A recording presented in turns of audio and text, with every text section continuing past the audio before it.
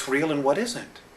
You know, we also need to get really clear about being able to create our own future, to create our own reality, and not have somebody say, well, that doesn't work for me, so you're going to have to do this. You know, play God and ruler over us. You know, sense of responsibility is right. so important in all of this. It's with any sense of power, with any knowledge, comes responsibility. That's exactly right. And the divine plan is one of freedom, free expression. Free expression, free expression, free expression. It is not one where they want to implant us and they say, you are going to be a worker, you're going to be this, you're going to be that. Sorry, that's not what it's all about. And if anybody tries to force that stuff down your throat, fight it.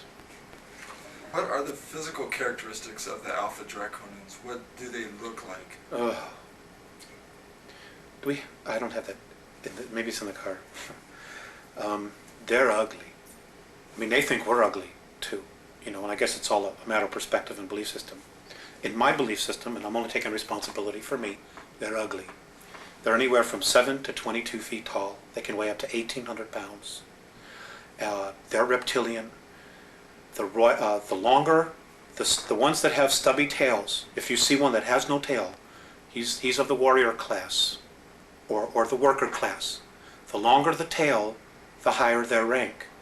When you see one with long tails, with winged appendages, he's considered royalty.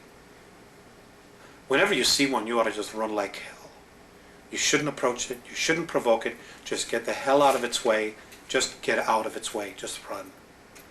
You know, there is a way to kill them. If you can't cut off their head, they have two hearts. There's one here, underneath this arm pit, and one here.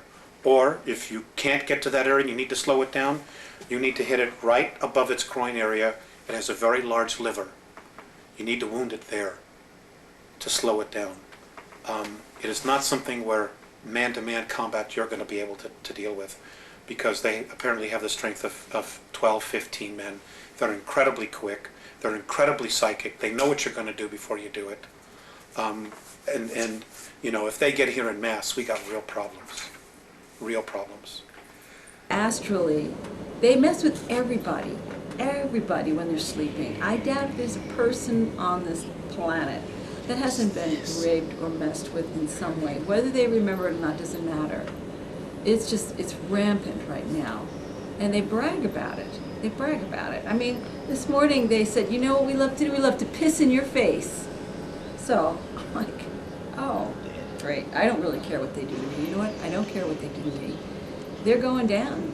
I will make sure. I'll toss them to the human mob. Once they find the meat lockers, these guys are going to die. They will die because they deserve it. They are cruel, vicious monsters. That's what they are. And they're going down.